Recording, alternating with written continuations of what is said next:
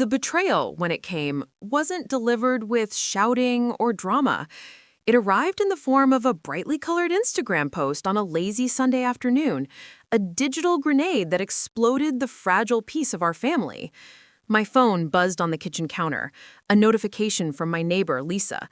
Loved having your parents at the show with us last night. The kids were over the moon. Hashtag family fun. Hashtag circus magique. Attached was a photo. There, in the front row of the Circus Magique big top, sat my parents, my mother wearing the gaudy clown nose she always bought at these events, my father with his arm around Lisa's youngest son. Beaming beside them were Lisa's two kids, their faces painted with tiger stripes, clutching light-up swords. The timestamp showed 8:47 p.m. Last night. Last night, the night my own two children, Sam, age 9, and Rosie, age 7, had tearfully asked for the 100th time if they could go see the circus that was in town for one weekend only. The night I had called my parents my last resort after my extra freelance shifts still hadn't covered the exorbitant ticket prices. "I'm so sorry, kiddos," I told them, my heart breaking as I kneeled to their eye level in our modest living room.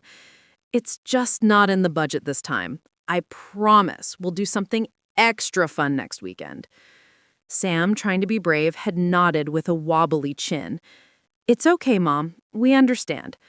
Rosie hadn't been so stoic. Her wail of disappointment was a physical pain in my chest.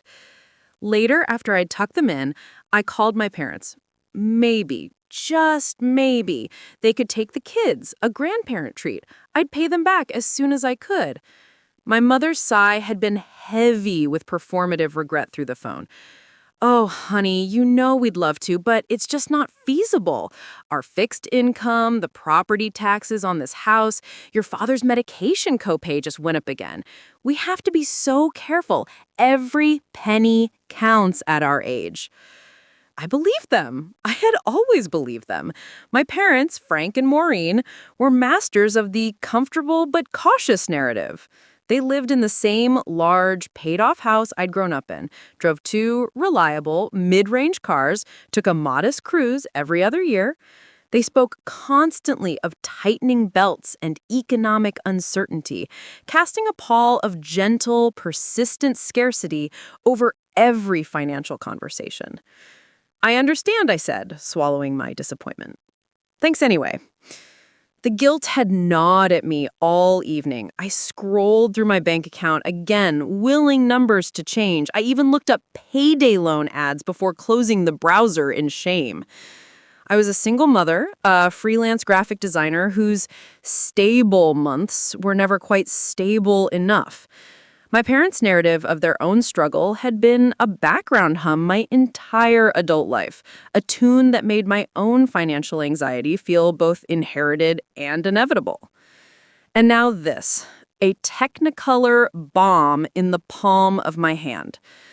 I stared at the photo. My mother's smile was wide, unburdened. My father looked younger, his face relaxed in a way I rarely saw. They looked happy. Carefree, a direct contrast to the weary, fretful portraits they painted for me over the phone. The tickets for front row seats at Circus Magique weren't cheap. I checked. They cost more than my weekly grocery budget. And they bought them. For themselves, and from the looks of it, for Lisa's family too. A fresh, hot wave of betrayal washed over me, followed by an icy flood of shame. Had they lied? Or was this a last-minute windfall they'd chosen not to share? Did they think I wouldn't see it? Did they not care that I would see it? The sound of little feet pattering down the hallway snapped me back. Rosie appeared, her hair a sleepy halo around her face, clutching Mr. Snuffles, the worn-out rabbit. "Mommy, I'm thirsty." I slammed my phone face down on the counter, the sound too sharp in the quiet kitchen. Rosie flinched. "Sorry, sweetie," I said, my voice strangled. I poured her a glass of water with trembling hands. "Are you sad, Mommy?" she asked, her big eyes studying my face. "No, baby, just tired." I forced a smile. "Back to bed." After settling her again, I stood in the dark hallway, my back against the cool wall. The digital image was seared on the back of my eyelids. The clown nose, the tighter striped faces, the kids were over the moon. Lisa's kids, not mine. A plan, cold and clear, began to form in the chaos of my hurt. I wouldn't confront them, not yet. Not over the phone. I needed to see it. I needed to understand. Monday passed in a blur of pixelated designs and muted fury. I was polite to my parents when they called for their usual Monday chat. My mother launched into her weekly litany of minor grievances, the rising cost of eggs, a suspicious rattle in the car. "It's just one thing after another, Sarah," she sighed. I clutched the phone so hard my knuckles turned white. "I'm sure it is, Mom," I said, my voice flat. "Listen, I was thinking of bringing the kids by for a visit this Saturday. It's been a while." A pause. "Oh, Saturday. I think your father has a thing at the hardware store." "A thing?" I asked, my tone dangerously sweet. "You know him, always puttering. But maybe Sunday. We could do an early dinner. I'll make that meatloaf you used to like." "Saturday afternoon works better for us," I pressed, the lie smooth on my tongue. "We won't stay long. Just a quick hello." Another longer pause. I could hear the muffled sound of her hand over the receiver, a whispered consultation with my father. "Well, I suppose that's fine. Around 2? "Perfect," I said. The anger was no longer hot. It had solidified into a heavy, determined weight in my gut. Saturday arrived, sunny and deceptively cheerful. The kids were excited. They adored their grandparents' house, with its big backyard and the attic full of my old toys. "Is Grandpa going to push us on the tire swing?" Sam asked, bouncing in his seat. "I'm sure he will," I said, my eyes fixed on the road. We pulled into the familiar driveway of the 2-story colonial. The lawn was impeccably manicured, the flower beds a riot of spring color my mother tended with religious fervor. It was the picture of suburban stability, the picture they loved to project. My father, Frank, was in the garage, puttering, as predicted. He waved, his smile genuine, but with a flicker of something else. Surprise? Guilt? When he saw us. "Sarah, kids, this is a surprise." He wiped his hands on an old rag. "We said we'd come by, remember?" Right. Of course. Come on in, your mother's in the kitchen." The house smelled of lemon polish and nostalgia. My mother, Maureen, was at the sink but turned with a start when we entered. Her smile was a masterpiece of strained warmth. "Sarah, you're early." "It's 2:00, Mom." "Right on time." "Oh, is it? The afternoon just gets away from me." She fluttered her hands, drying them on her apron before enveloping the kids in hugs. "Look at you two, getting so big." I watched the performance, the cheerful grandmother, the slightly flustered homemaker. I had seen it 1,000 times. Now I saw the seams. "So," I said casually, leaning against the kitchen island. My mother's back was to me as she fetched juice boxes for the kids. "Oh, the usual. Errands, book club was a bore. Mrs. Henderson wouldn't stop talking about her gout." "Nothing out of the ordinary?" I pressed. "No shows? Events?" A fraction of a second of stillness, then she turned, her face a mask of pleasant confusion. "Shows? What do you mean, dear?" I decided to lower the blade gently. "I don't know. Lisa mentioned she saw you last weekend, said you all had a great time." The air in the kitchen changed. It became still, thick. My father, who had followed us in, cleared his throat. My mother's smile didn't waver, but it froze in place. "Lisa? Oh, yes, lovely Lisa. We ran into her at the grocery store. On Friday, I think it was. We had a nice chat in the frozen foods aisle." She was good. I'll give her that. But her eyes flicked to my father, a microsecond of silent communication. "That's funny," I said, pulling my phone from my pocket. My voice was calm, deadly calm. "Because she posted a picture. She said she loved having you at the show with her last night, Saturday night, at the circus." I turned the screen towards them. The vibrant photo of joy, of a secret kept, glowed between us. The silence that followed was absolute. The hum of the refrigerator grew loud. My mother's face drained of color. My father looked down at his shoes, the picture of a chastised schoolboy. "Sarah," my mother began, her voice a thin reed, "it's not what it looks like. It looks like you're at the circus," I said, my voice shockingly steady. "It looks like you're in the front row with clown noses and light-up swords. It looks like you took Lisa's kids to the very thing my kids have been begging for, after you told me you couldn't afford a slice of pizza for them." "The tickets, they were a gift," my father mumbled, not meeting my eyes. "From Lisa's husband, a thank you for helping them with their taxes. A gift for front row seats for 4 adults and 2 children. That's an occasional treat." I laughed, a harsh, broken sound. "Your entire life is an occasional treat compared to mine.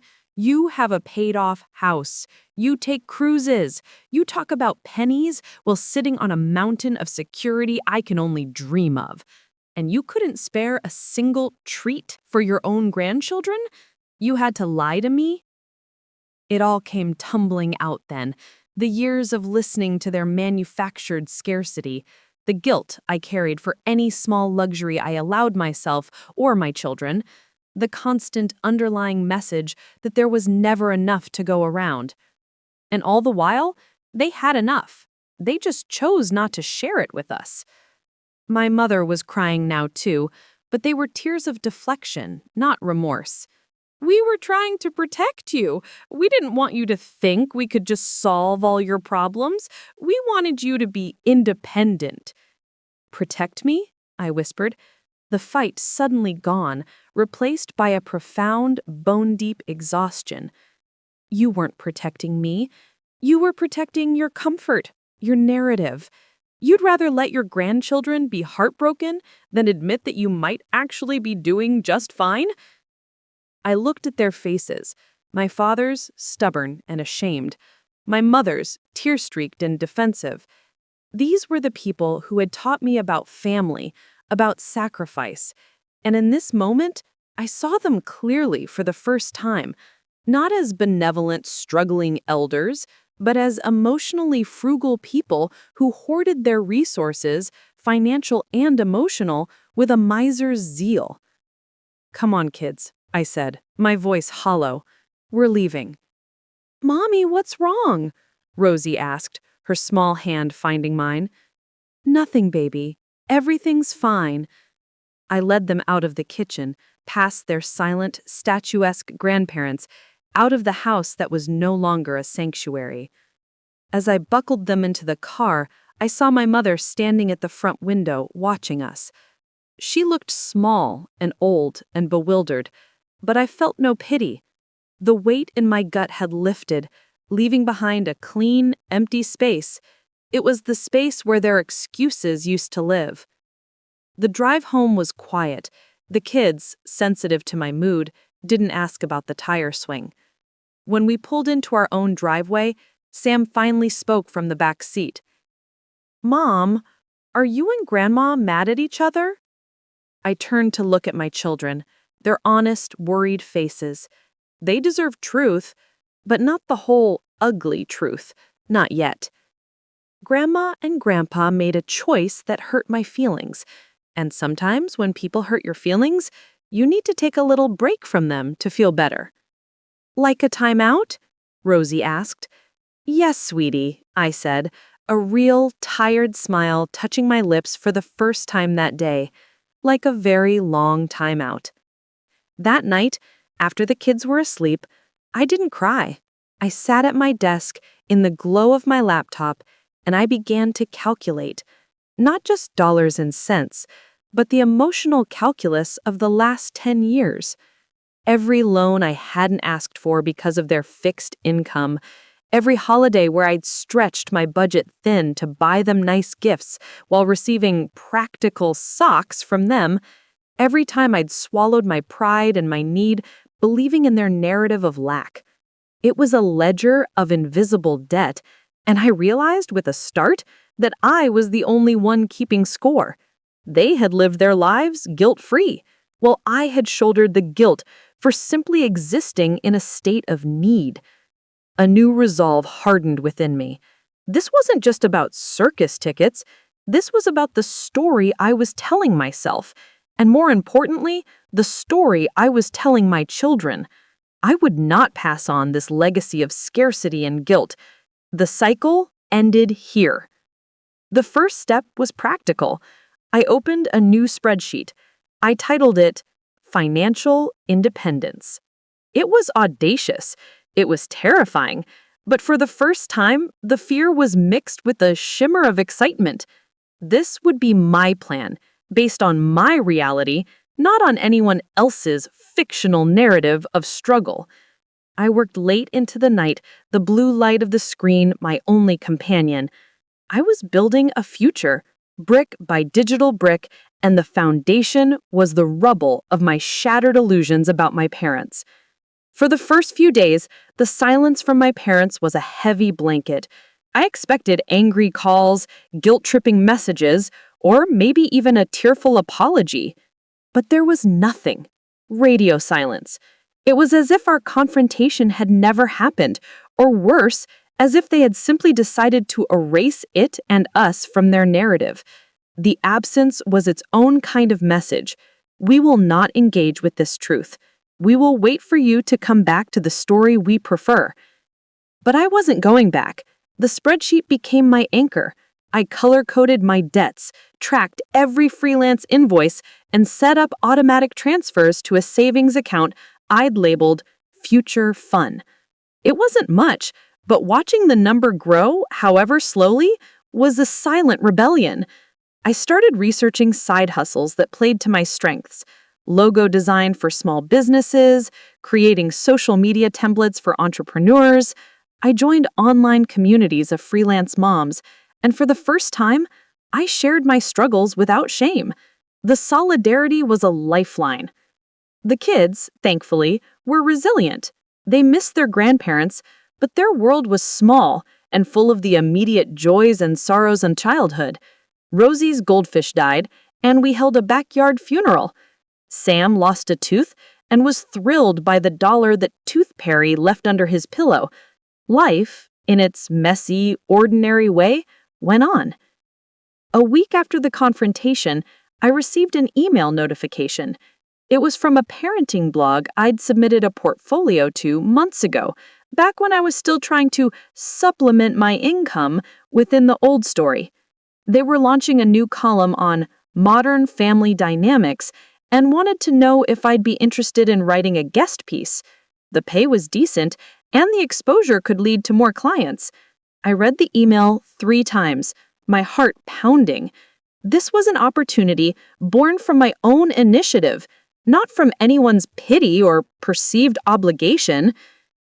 I wrote the piece about reinventing family traditions as a single parent. I wrote about baking cookies that always burned on the edges because Rosie insisted on stirring, and about building blanket forts that took over the living room. I wrote about creating joy within real constraints, not imagined ones. I submitted it and tried not to obsess over the reply. Meanwhile, the physical world of my parents began to intrude in small, jarring ways. A catalog for luxury cruises arrived in my mailbox, addressed to them, but delivered to my house by mistake. A reminder for my father's annual golf club membership renewal showed up in my email inbox. They'd used my address for something years ago and never changed it. Every piece of evidence of their cautious lifestyle felt like a paper cut. I tossed the catalog and deleted the email, but the tiny wounds itched. Then on a Wednesday afternoon, my phone rang.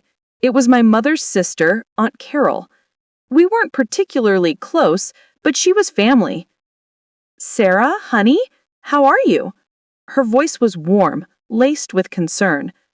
"I'm okay, Aunt Carol. What's up?" A long pause. "I had lunch with your mother yesterday." Another pause, heavier. "She's upset. She told me about your little blow-up over the circus." My grip tightened on the phone. It wasn't a little blow-up. It was about a pattern of lying. I know, she said quickly, but her tone was placating. And I'm not taking sides. You know I love you. But your parents, they're from a different generation.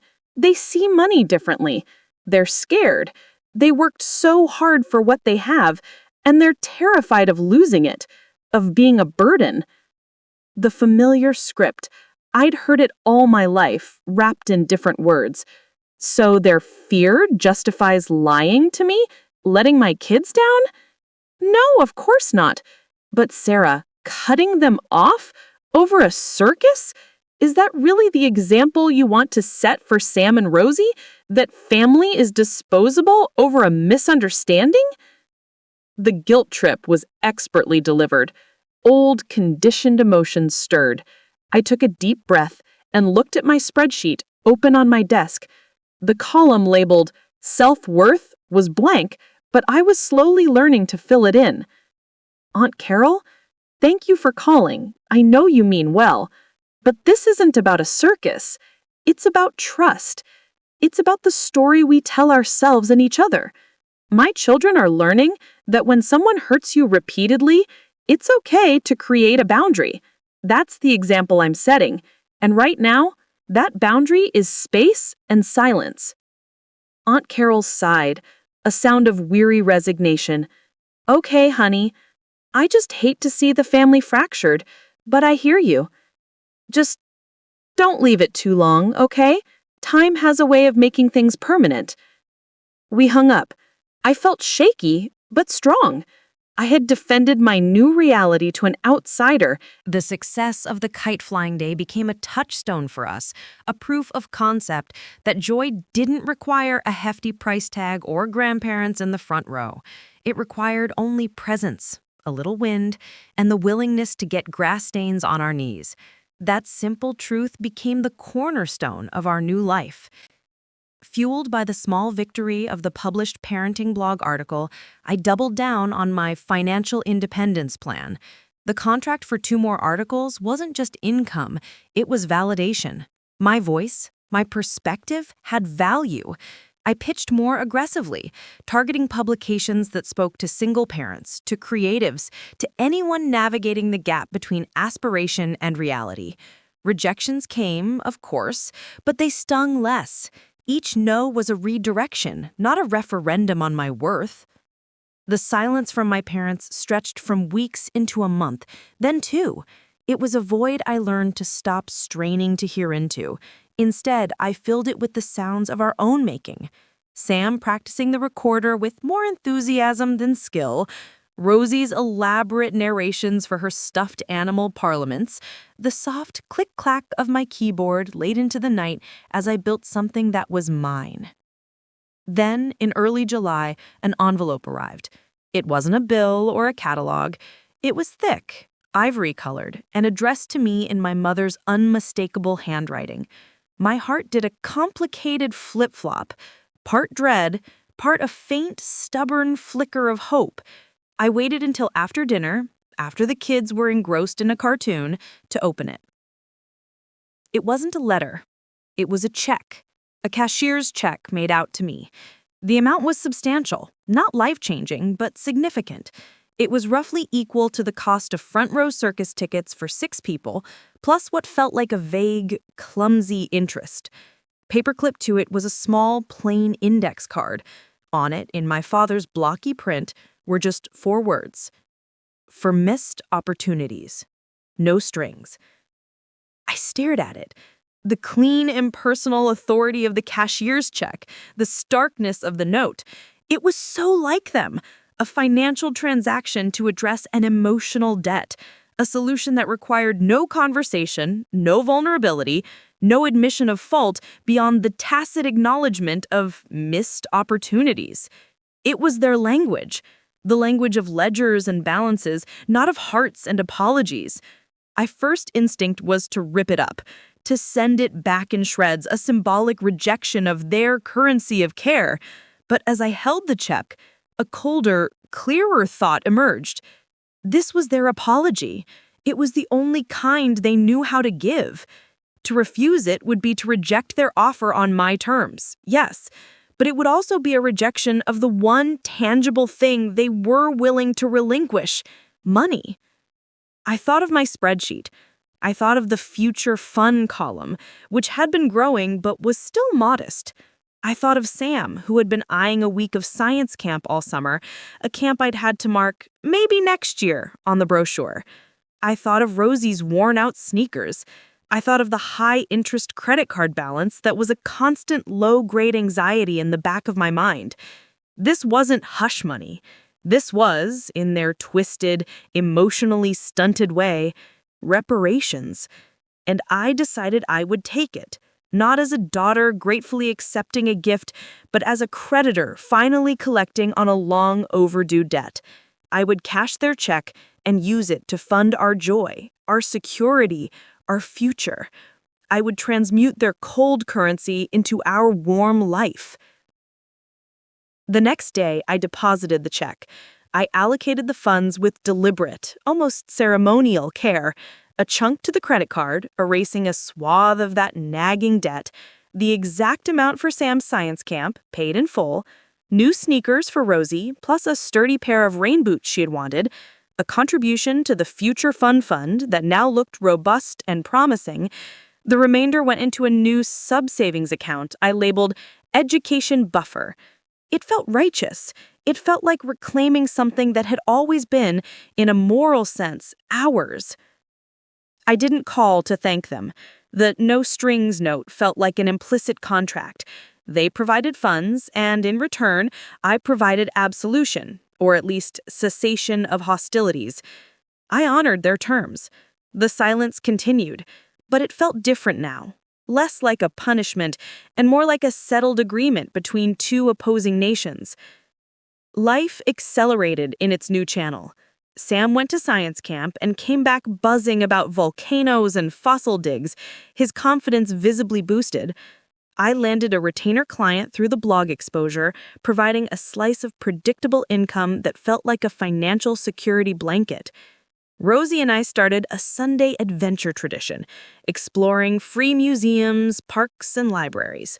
We were a tight, self-contained unit of three, healing and thriving in our own orbit. The idea came to me during one of those Sunday adventures, while watching Rosie marvel at the kinetic sculptures in a public art installation. What if I channeled all this, the hurt, the healing, the financial struggle, the parental estrangement, into something bigger?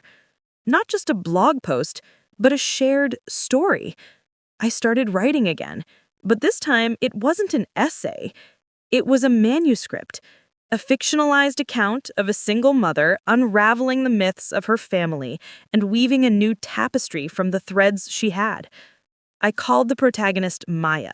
She was bolder than me, wittier, but her heartbreak and her triumph were mine. Writing it was catharsis and creation in one. Autumn arrived, bringing with it the first chill in the air and the inevitable approach of the holidays. Halloween, then Thanksgiving, then Christmas loomed on the calendar, a gauntlet of traditions that now felt fraught with potential landmines. What would we do? Who would we be with? The kids began to ask about holidays at Grandma's, about the giant plastic pumpkin full of candy, about my father's elaborate, groan-worthy turkey carving routine. I knew I couldn't avoid the holidays, nor did I want to. I wanted to reclaim them. So I sat the kids down one October evening. "Guys," I said, "this year our holidays are going to look a little different. We're going to make our own traditions. What's something you've always wanted to do for Halloween that we've never done?" Sam thought. "A really scary haunted house, but like one we make ourselves in the garage." Rosie clapped her hands. "And we could give out full-size candy bars to the neighbors." I laughed. The budget could maybe stretch to a box of full-sized bars, but her enthusiasm was infectious. "Okay, scary garage haunt and king-sized candy it is. And for Thanksgiving, what if we don't cook a huge turkey? What if we make a ton of pizza, and only the kinds we like?" Their eyes went wide. Pizza for Thanksgiving was a revolutionary, thrilling concept. And Christmas? Rosie whispered as if it were a sacred secret. Christmas, I said. We'll figure out, but it will be ours. We dove into planning with the fervor of revolutionaries. The haunted garage became a multi-weekend project involving cardboard, old sheets, and many, many strings of dollar store orange lights.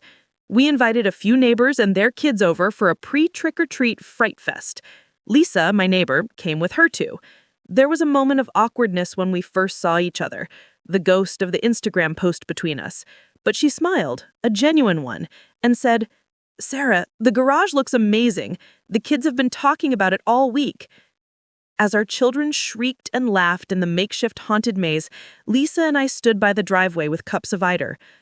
Sarah, she said quietly, looking into her cup, I owe you an apology.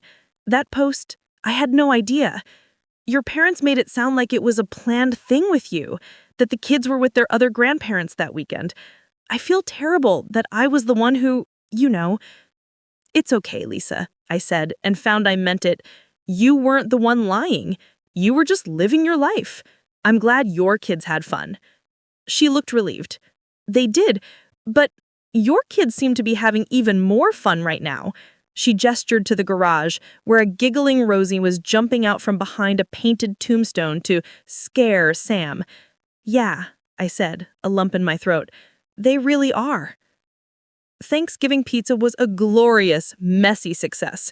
We made 4 different kinds, ate in our pajamas, and watched the entire Harry Potter marathon. There were no tense political discussions, no performative sighs over the dishes. There was just cheese, laughter, and the deep, contented peace of chosen simplicity. As December's darkness closed in, though, the absence of my parents began to feel heavier, more present. The manuscript I was writing had reached a critical point where Maya had to decide whether to confront her parents one final time or let them go forever. Writing the scene forced me to examine my own heart. Had I let them go? Was the check in the silence a sufficient conclusion? The answer, I realized, was no. Not because I needed them, but because I needed to know I had done everything I could. For my own narrative, and for my children's, I needed to extend one last, clear-eyed invitation, not to the old story, but to the possibility of a new one. I didn't call. I wrote a letter. It was the hardest thing I had ever written. The string of silence, however, has run its course for me. I do not wish to rehash the past or assign blame. That chapter is written. But I am writing a new chapter for my children, and in it I want them to know that while boundaries are healthy, hearts can also be open. We are not the family we once were, and perhaps that is for the best. But we are still a family. If you are interested in being part of our lives as we are now, not as you wish we were, or as you pretend to be, the door is open. We will be home on Christmas Eve. We will be baking cookies, the kind that usually burn on the edges. We will be stringing popcorn, and we will probably make a mess. You are welcome to join us for an hour or for the evening. There will be no grand feast, no performance. There will just be us. The invitation stands without expectation. The choice, as it always has been, is yours. Sarah. I mailed it and released the outcome. I had stated my truth and set my boundary. The ball was in their court. Christmas Eve arrived, crisp and cold. We spent the day in a happy whirlwind of last-minute wrapping, chaotic cookie decorating, several of which did indeed have charred edges, and untangling miles of popcorn strings. As dusk fell, we lit candles, turned on the twinkling lights of our modest tree, and put on a playlist of cheesy holiday music. The kids were buzzing with a special excitement, though I hadn't told them about the letter. They just felt the magic of the night. We were in the middle of a heated debate about whether the reindeer-shaped cookie or the snowman-shaped cookie tasted better when the doorbell rang. The sound sliced through the music and laughter. We all froze. Sam and Rosie looked at me, eyes wide with question. My heart hammered against my ribs. I walked to the door, took a deep breath, and opened it. They stood on the porch, huddled in their winter coats. My father held a small, clumsily wrapped gift. My mother held a familiar-looking tin. They looked older, smaller, and impossibly vulnerable in the glow of the porch light. They didn't smile. They just waited, their faces etched with a tense uncertainty I'd never seen before. "Hi," I said, my voice barely a whisper. "Hi, Sarah," my mother said. We got your letter." My father nodded, holding up the gift and the tin like offerings. "We brought store-bought cookies, just in case, and a game for the kids. Old Maid." It was so mundane, so utterly devoid of pretense, that it broke the spell. A small, shaky laugh escaped me. "Store-bought is probably safer. Come in, it's cold." They stepped over the threshold into the warm, messy, fragrant chaos of our home. The kids hung back, unsure. "Look who's here," I said, my voice gaining strength. Rosie was the first to move. She walked up to my mother, looked at the tin, and said, "Do those have sprinkles?" My mother's rigid posture softened a fraction. "Some of them do, yes." "Okay," Rosie said, and took her hand, leading her toward the kitchen. "Ours are kind of burned. Mommy says it's because we stir with love, but I think it's because we forget the timer." Sam looked at my father, at the game box. "Old Maid. I know that. I'm really good at it." My father managed a small, genuine smile. "I bet you are. Maybe you can teach me your strategy." I stayed by the door for a moment watching them, my mother letting Rosie guide her, my father following Sam to the cleared spot on the living room floor. There were no grand pronouncements, no tearful reunions. There was just the quiet, monumental act of showing up, on our terms, in our truth. They stayed for 2 hours. We played Old Maid. We ate a mix of burned and store-bought cookies. We didn't talk about the circus or fixed incomes or the past. We talked about Sam's science camp volcano, about Rosie's new rain boots, about the haunted garage. My parents listened. They asked questions. They were awkward, hesitant, but they were present. When they put their coats on to leave, my mother turned to me. Her eyes were bright, not with performative tears, but with something raw and real. "Thank you for the invitation, Sarah. It was a lovely evening." "It was," I agreed. My father patted my shoulder, a clumsy, heartfelt gesture. We'll see you soon?" "Yes, soon." I closed the door and leaned against it. The house was quieter now, filled with the lingering scent of pine and sugar and the profound echo of a shifted reality. It wasn't a happy ending. Happy endings are for fairy tales. This was something better, a true beginning. Sam came over and hugged me around the waist. He said that was nice. Rosie nodded, popping a final sprinkle-laden cookie into her mouth. Grandma said next time she'll help me remember the timer. I looked at my children, then around our home. Imperfect, lived in, and wholly ours. The betrayal was the earthquake. The months of silence and struggle had been the slow, painful work of clearing the rubble. And now, on this quiet Christmas Eve, we weren't rebuilding the old, fragile structure. We were planting a garden in the open space. The soil was still rough in places, and the first shoots were tender and green. But they were alive. They were growing. And for the first time in a long time, I knew, deep in my bones, that we had all the sunlight we needed.